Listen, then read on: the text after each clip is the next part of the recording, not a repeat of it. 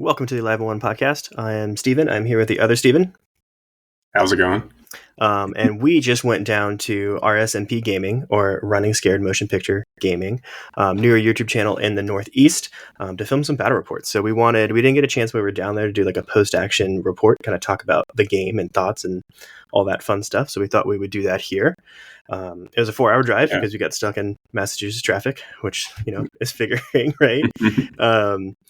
We should also mention this will be posted on RSMP's YouTube channel, as well as kind of a post-game recap as well. And we're going to release the audio after the episode airs. So yeah, absolutely. It was a blast. Had a great time. He has a great setup there. The quality of his video recording is phenomenal. Like some of the best MCP quality I've seen, which is really, really nice. It was really fun.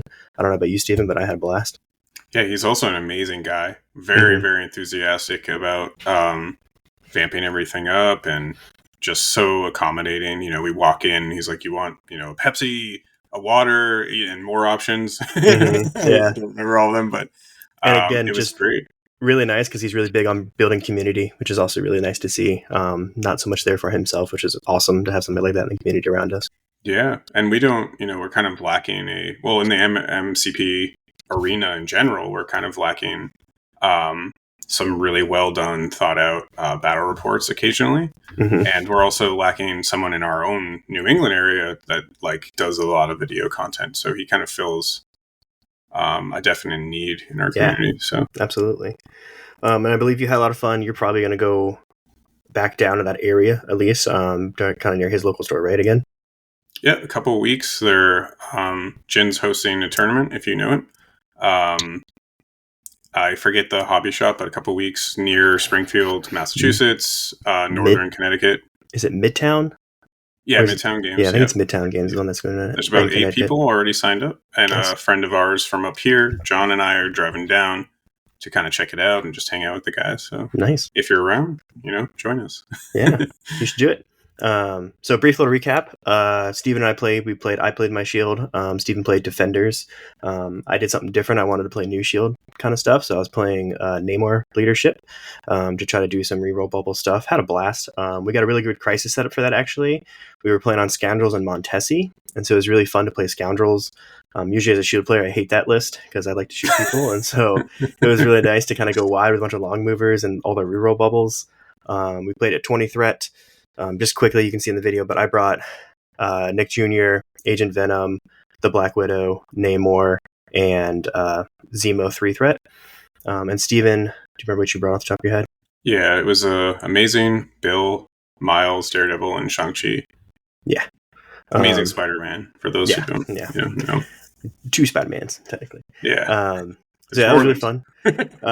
We'll get it out of the way first because there are a couple of rules mistakes in that game, which is to be expected in any sort of MCP game that you play, right? One thing was that, and it's kind of funny how it was a rule mistake that you made where you said, I get to throw omnidirectional off of Miles on his webline kicks. And so you threw Venom into your backline. And it kind of benefited me because then my Venom popped off, did a beam attack and dazed 2 people. So it was like a rules mistake that kind of favored me, which was kind of funny and made Venom kind of just go off.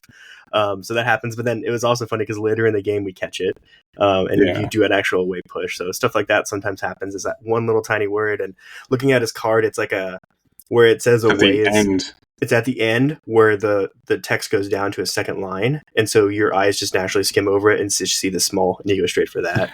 But yeah, it happens. He throws away. So to the correct ruling here would be if you get the wild trigger, you throw away a model from Miles. So as Steven was mentioning, this would have put Agent Venom closer to Shang-Chi, most likely. Yeah. It would have been a wildly different game. Wildly different game if I was over there, because then Shang-Chi and Daredevil would have been more affected by the Black Widow and Agent Venom, probably, is my thought process, and it would have been a very different game. Yeah, and to be honest, I think Shang-Chi just kind of eats Agent Venom up for dinner. So probably. You can't do energy attacks unless you're kicking me. But more so than sitting against the Black Widow, which he was doing, which kind of just they kind of just had parity against each other. They didn't really resolve much. We couldn't really do it much to each other because you can never his really defensive gain power. tech is also counting blanks, so his Agent Venom's counter doesn't really work. Exactly. Yeah. So, but that we played the game we played. So yeah, and that's actually a good point. It just made me think about that. Counting blanks. There was one point in the game where I was talking about Nick Fury getting a wild pierce onto Shang-Chi, but Pierce just changed it to blank, and so it didn't matter because I didn't even make the Pierce roll. I think it didn't actually make a difference. But it's like, oh, technically, Pierce doesn't do anything against anybody that counts blanks. As a side note. That's a cool thing I didn't know about. So thank you. Yeah, so it makes him better. It's like if you're going against a bunch of Pierce characters, you're like, I don't care. I still count the blank. And so on this note too, like we should just talk about so a lot of our mistakes were also, if you look back at the game, they were kind of self-nerfing. We weren't trying to take advantage of each other, but we should note Steven's been playing longer than I, but we've been playing this game for a long time. And even to this day, every game, especially not especially, but in competitive context, tournaments, it happens, casual games, it happens. Like you make mistakes. It just happens. You're a human being, Yeah. So. I was talking to the local guys here, and the joke is that the player that wins is the player that makes the least amount of mistakes in the game, because everyone's going to do it, and you have to capitalize on it, and so it happens. Luckily, none of these were major, huge things, I would say, but we did see them every once in a while. Yeah, exactly. And so, so moving on from sort of rules mistakes, we just want to talk too briefly. We played this excellent game. It was really close. Steven, that was a really fun game. It was. Very tight. Watch it all the way through, because it it goes one way and then it just kind of bounces right back, and had a really fun finish to it. It was a very fun game for that reason. Yeah, that I felt like as you watch it too, you're like, oh, S.H.I.E.L.D's got this. And then eventually those last two turns, it's like a couple of movement plays and I think we'll in the game again. Let's get out of the way, because we're talking about maybe mistakes, not rules mistakes, but tactical mistakes we made in this game. And my biggest one, and you'll see, is I don't think I'm gonna bring Princess Protection much anymore ever. I try to jump in front of Nick and take a spender attack on Spider-Man, which I don't think I was realizing it was a spender attack, and so then Namor just takes 7 damage and dies without even getting to activate. Maybe I could have done that if he's already activated that turn or something like that, but I just then lose my long moving full power 5-threat character, and I can't really finish out the game. So that was stupid. And to be also fair, hilarious when you think about it. And we're gonna probably have lots of memes on that one moment. And we'll never let Steven live that down. So never. But I think you also, to be fair, you're so used to being like, oh, I have to protect Nick. Yeah, that maybe it was just kind of instinctual. I think so, and I was like, "Oh, I got to keep this guy awake." But in that point in the game, my grunts were hanging on to an extract point that I'm like, "Ooh, I should keep that alive." They still would have had it; it would have been fine. I just wouldn't have activated Nick. And the end of the game, where you see where I did something with him, he didn't really do anything, anyways. So I think I should have just kind of let it go through. Absolutely. So I guess let's just talk through some of yours too. So one of the big ones that we have kind of written down in our notes is that they're all related to Zemu or Zemo. Yeah, good old Zemu. Can't forget that name. And that's because this is something that I brought last minute as a new list idea, where you bring, I guess, to a real quick little recap is I have Namor and Zemo 3-threat and the Invaders leadership. So if everybody's around, I get 3 rerolls on defense.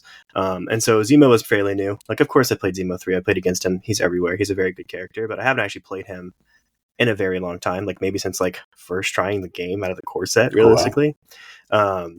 So a couple things with him is that his Master Swordsman also works on defense, right? So there were a couple times in that game where I could have I could have spent 2 power to get a full reroll, followed by an Invader reroll, followed by a Zemo reroll, followed by a Namor reroll, and I probably would have kept him alive. Just too many rerolls. Right? I was like, wow, that's a lot. And so I kind of missed that play style. And then there's also a couple times where you could kind of tell where I was over zealous on how much he could do. In round 2, there's a play where Zemo was on the middle point where I charged over to punch Shang-Chi, did 1 damage, and then just moved back. And all I physically did was I gave Shang-Chi 2 power so that you could then charge at me later when he activated. And I was like, you gave me my charge. Yeah, that was a really dumb idea. I didn't accomplish anything. I was thinking of way too much, but I was going against a character that counts blanks and had 5 health. Like I don't think Zemo does that damage. I think he is just a long moving tech piece that is more important for the reroll bubble, which I learned after this game, and I'm really excited to use him going forward. Yeah, and I guess on a note too, a lot of the way that I've used him, especially in like Dark Dimension, which you'll see sort of some. Mm-hmm. No, actually, I don't use him. So we played a second game. Spoiler alert! But a lot of people will use Zemu to bounce up, hit, bounce back. So they'll charge up, take a swing, and then get back into a safe position. Maybe take a swing and grab extract, and then get back into a safe position. Mm-hmm. So.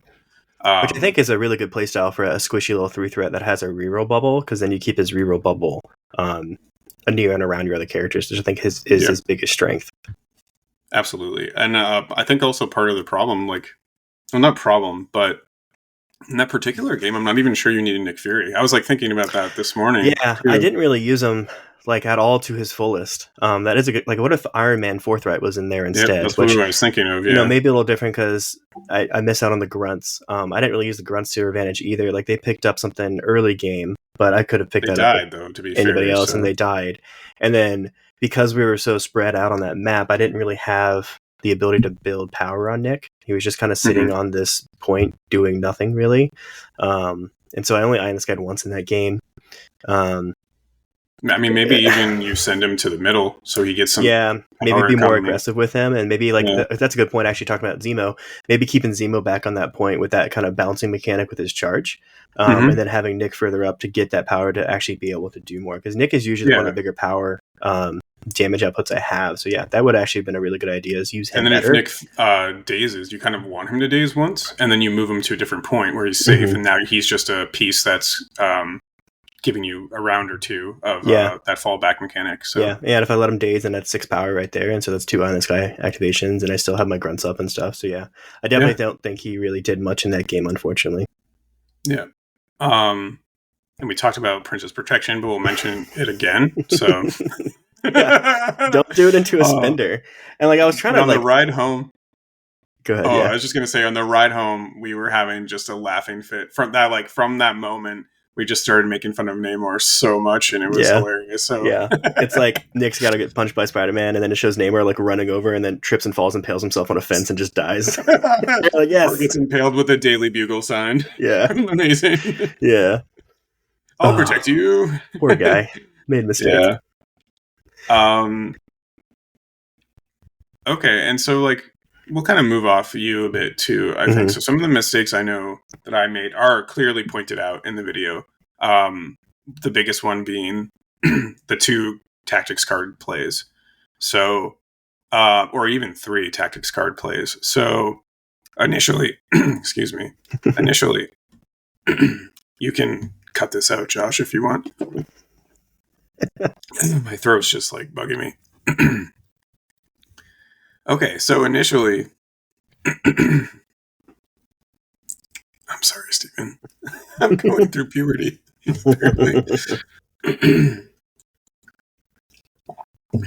All right, we'll take like a few minutes.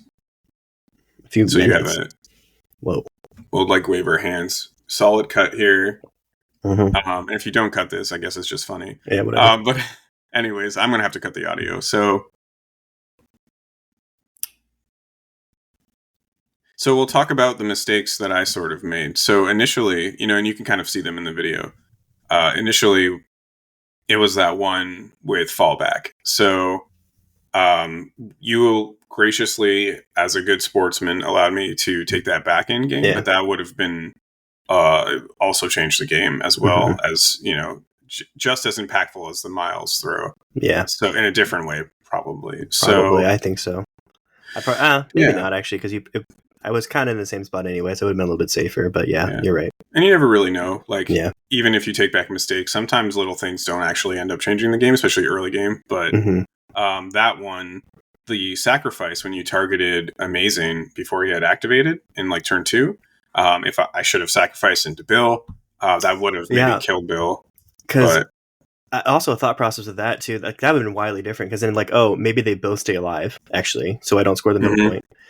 Or also something else about like more longer gameplay aspect, then Spider-Man is just damaged because I would have done 2 attacks into him, and so then maybe I can get to daze Spider-Man the next turn before he activates, and the activation order would have changed. That would have been a very different game going forward. But I do think, regardless of thought process going forward, probably would have been better play to sacrifice into Bill. Absolutely. And this is a little side note about sacrifice that I see people get wrong very often with that card. If you read sacrifice, it's 1 power off each character, and then it changes the target to a different character. You don't get to add dice or modify dice. So that means you don't get crits. So if you roll a bunch of crits on a sacrifice roll, they don't pop. And then if you're like me with a bunch of defensive rerolls, you don't get those, right? Just a little side note about sacrifice that you really see people miss often. Yeah, I probably miss that often as well. I did it first with the card at first. I played it wrong until someone actually said to me, like, hey, read the card. And you're like, look at that, it tells you. And so in terms of characters, like I do think the ones I brought against S.H.I.E.L.D were the right picks. I think so. Had a steal in there, had some throwing, lots of displacement. It would have been nice, though, to give Daredevil some rerolls somehow with range 4. So he gets his trigger. It's only a 4 dice. Yeah. It's only a 4 dice attack. And so that is a 50-50 shot, or maybe a little bit more than that. So maybe it's like 65 or 70% chance you hit the hit. But it didn't happen a couple times. Yeah, which could have it didn't happen momentum. like twice, honestly. Like I was very surprised because that's a pretty 4 dice just to get a hit. You should get that. Like 70%. Yeah, it's a pretty high percent, and you missed it twice, which huge advantage for me. Honestly, and I didn't really. I think if that would have happened with like the Black Widow on that side where you're doing it and stuff, probably would have actually been really big to your benefit too. Because I was kind of playing her in a weird play style. There was a couple times where I just attacked with her for like obviously no real obvious reason where I should have moved or something like that instead. So that probably would have played out for your advantage if you had a reroll on Daredevil to actually make that happen.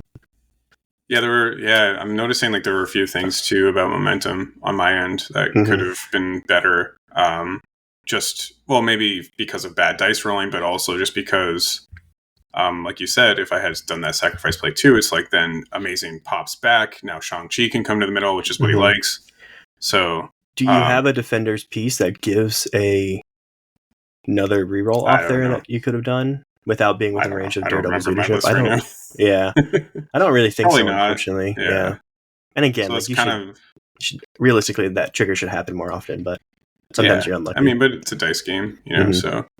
And we don't want to spend too much time on negative things. Like there are mistakes there, but I do think one of the great things about that BattleReport too is that was an amazing game because we were both we were both in it the whole time. Yeah, we were both like in it. Like dice were like at the beginning, your dice were not great, but at the end, your dice were really good. they were awful. Yeah, but you had that kind of splashback, which that's what happens in a dice game. Like like there are times you roll bad, but there's also times you roll 3 crits and you're like, haha, here we go, right? So it always kind of balances out a little bit, I feel like.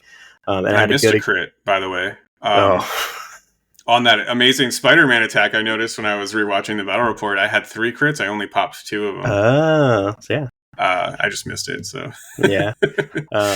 And that the way we were playing that dice box, the dice closest to you couldn't really see from where we were sitting.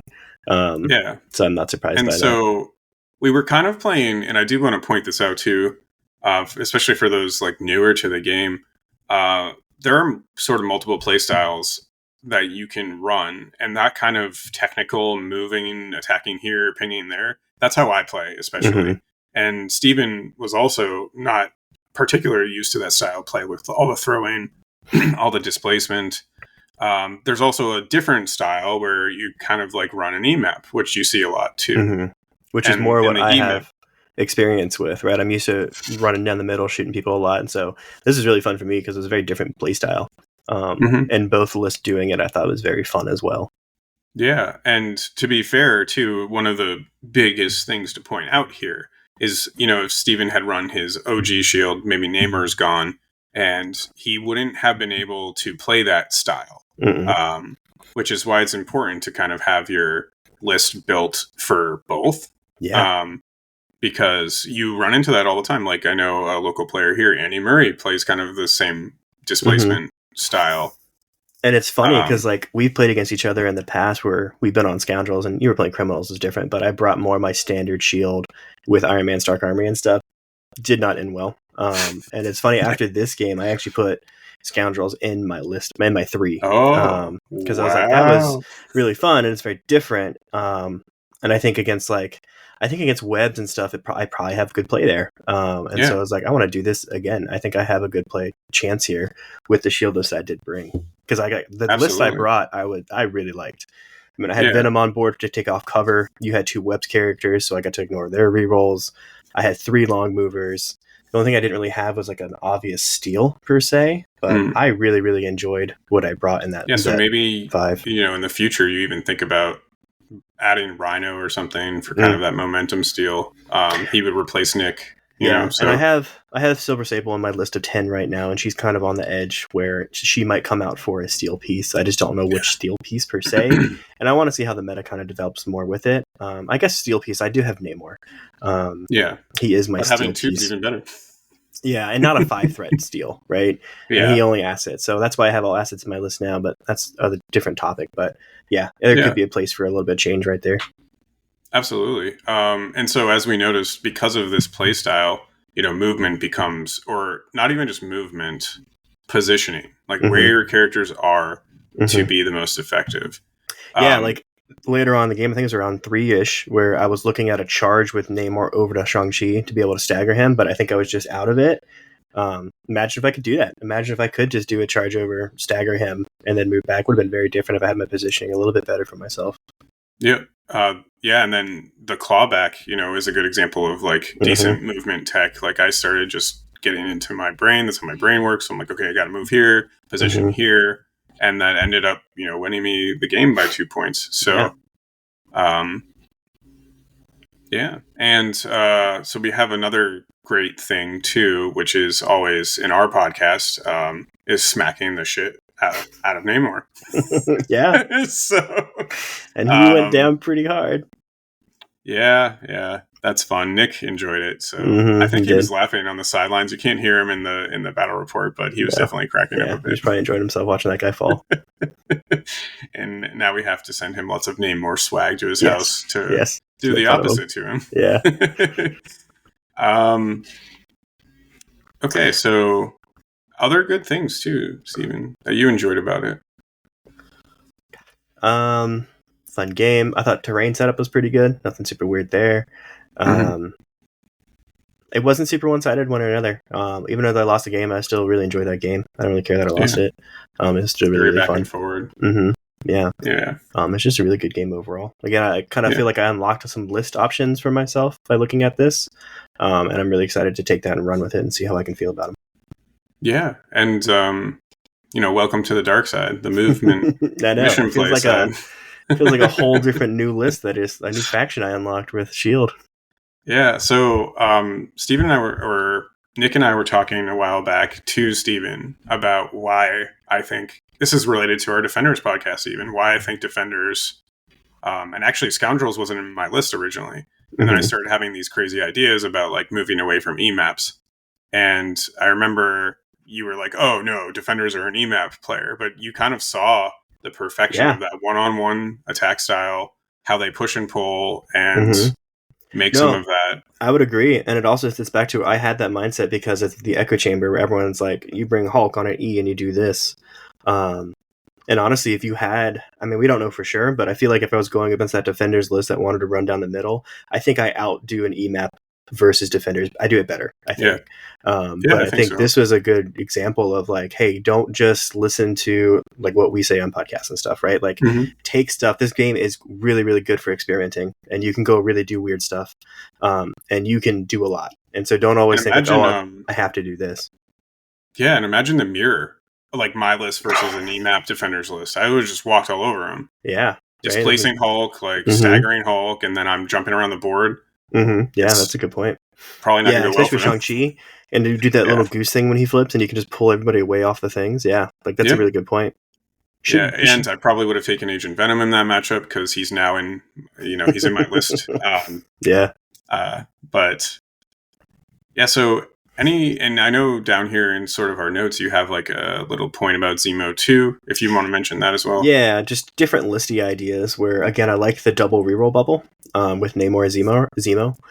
So there's a thought process. Instead of Zemo 3, bringing in Zemo 2, which is the glue gun one, because he's got more shooting aspect. He also can do a little bit more damage, I feel like, where he can do I think he can do like a spender into a normal attack, and they're both 7 dice, something like that, because he can add dice on it. And then bringing... So. Yeah, that's right. He's got somewhere, if you've attacked the same character twice in a row, you get to add 2 dice. So you can make his double tap a little bit better. So there's a mindset with bringing Zemo 4 in, maybe dropping out the Black Widow in this situation, and then I get to bring Winter Soldier 3 threat back in. And so then I have Bucky 3 with 2 rerolls to be able to get his rapid fire trigger proc off and get to kind of go back to that play style, which I think I should play around with. There might be something there. And then I get a more reactive piece. I get the gotcha back trigger back. That maybe has a play. I don't know if it does on Scoundrels, because cover against Bucky's not very good. And then it's so wide that I'm not sure I'm really doing a lot of shooting. So maybe this Zemo 2 with the Bucky 3 comes in on a more kind of brought in closed map, but it's just a thought process to maybe bring. Did you have any ideas for your defenders list of maybe something you should have brought differently? Yeah, so I mean, this is kind of a spoiler alert and a behind the scenes thing. The list that we have posted is actually not the original list I had. We recorded a few days ago. Yeah. And my defenders list had a different tech piece in it. I think it was Spider-Woman was in my defenders list. And so after talking to Steven, after playing, I dropped Spider-Woman for Agent Venom. Yeah. I just think that, especially against that own version of S.H.I.E.L.D., like that, if you're going to, not you specifically, but if people pivot to that style, Agent Venom also becomes a good tech piece against them. He's a good tech piece against any web character who you see a ton of. Here's a thought process. Yeah. What about Gwenom? Because Gwenom also, I'm like 99.9% sure she also has symbiotic instincts, because I'm pretty sure all the Venoms have it. So you'll turn off rerolls as well with Gwenom. Would she have a play, you think, with more long moving around tech? Well, I also like his card, Agent Venom's card with Peter Parker. I know what you're talking about, where it gives Peter the symbiotic instincts. Yeah, and they switch. Yeah. Oh, that's interesting. Yeah, do that with that's really good on Amazing. Yeah. Yeah. It's really good on Amazing. So. All right. Yeah. Then I like that idea. But I mean, that's also something to play around with. Gwenom too. And I'm interested in. Does she not have it? Picking someone you're into Dark Rage, Wall Crawl. She doesn't have it. Look at that. All right. I thought she did because she was a Venom symbiote. Yeah. So then I guess you could bring OG Venom, but that guy's really slow. I don't think he really fits with you at all. So Agent Venom, yeah. So that might be something where you see a higher stock on Agent Venom as we move forward.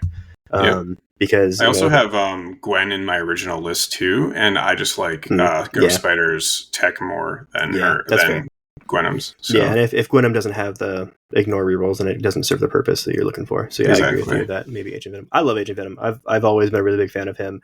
He has an ability. He's also got a beam too, so that's really nice. He can spend 1 to remove a condition. Super great on demons. Super great if he's ever randomly staggered. You can do a lot with that guy. So I really like him. Absolutely. So I guess too. Any final thoughts? I would just want to say again, Josh, thank you so much for having us at RSMP. We didn't get to meet the whole team, but in a couple weeks I'll be going down and meeting some of the rest of the guys over there. It was really, really fun and definitely worth the travel. And hopefully we drove 7 hours in a day. 7.5 hours. Yeah, but it was worth it, man. I would do it again in a heartbeat. I would have left earlier. It would have been really fun if we could have done an aspect like this while we were there. But I would do it again. Maybe next time. Yeah. Or if he's ever going to a store and filming stuff, I would try to my best to make my way to that store to be whatever event he's doing. Because great guy, super great setup. And just like his thought pattern, or his thought pattern, that's not the right word. His thought process on like how we film stuff, I really liked, because the BattleReport is really fun to watch with how like dynamic and motioning it is. Absolutely, super fun time down there. Yeah, and so there's probably some future collaborations going on between us, so stay tuned for those. You should also, since this will be posted on RSMP's website, if you have the opportunity, you want to check us out. We're live on One, and you can also that's free advertising in your games. If you're like, oh, my character's alive on one, you'd be like, oh, maybe I should listen. Yeah, yeah. That's where the name came from. Our Instagram's at alive on one. Our Gmail, if you ever have any questions or comments, is aliveat1@gmail.com. Appreciate any sort of like review sharing of the podcast. We're on Apple, Spotify, all the major podcast apps. Reviews always help kind of spread us around, so really appreciate that. Yeah, and if you're looking for a fun, sucking a gin about this offline, and he's another RSMP guy who you've probably seen videos of if you're watching this channel. Did a good Nemo review. Yeah, good Nemo review, and we were just talking briefly about kind of building in the Northeast that kind of community where we experiment. And so, if you're looking to do something like that just for fun, we're hosting a team tournament up in Maine on September 14th. So, Steven and I are on the same team, so we won't have that epic back and forward.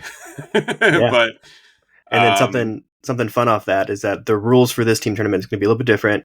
Only one character per team of 3, so you can't double up the same character. Same thing with tactics cards that aren't restricted, and also crisis. So it's going to force you to not play all the same maps, right? So it's going to force that change and force that experimentation. So if you want to try this out, where you're like, hey, like me, I want to try this new list idea out and see how it goes, it's a great opportunity to do it. We've had a couple people be like, oh man, I'm going to lose and bring my team down. It's a team tournament. It doesn't matter, right? Like if you win your game, you can still lose. Like your other 2 teammates can lose. If you lose, you can still win. Like that's the whole point of a team tournament, is you're supposed to go there with a group of friends, have fun. It's not about just winning this game. We're going to do like I think it's 3 rounds, right? Yep, just 3. Yeah, so just 3 solid rounds, have fun. We'll have prize support. We'll probably pay bingo like we always do. So it's there to have fun. Probably have a massive outing to dinner, afterwards too, inviting everybody. So probably, yeah. So we're there to have fun. We're not there to get like super sweaty like we joke about sometimes, but we're there to have fun and a good time. Yeah, and so also we should mention right at the end, follow RSMP, encourage and help them grow. They're a really good, impactful, and meaningful presence in our community that we didn't have before. So thank you so much again, Josh, again. Yeah, I want you sticking around. So I hope this does well.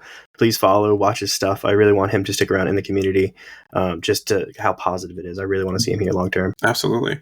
And so without further ado, thank you so much for watching us here as well as on the Battle Report, and Godspeed, Spider-Man.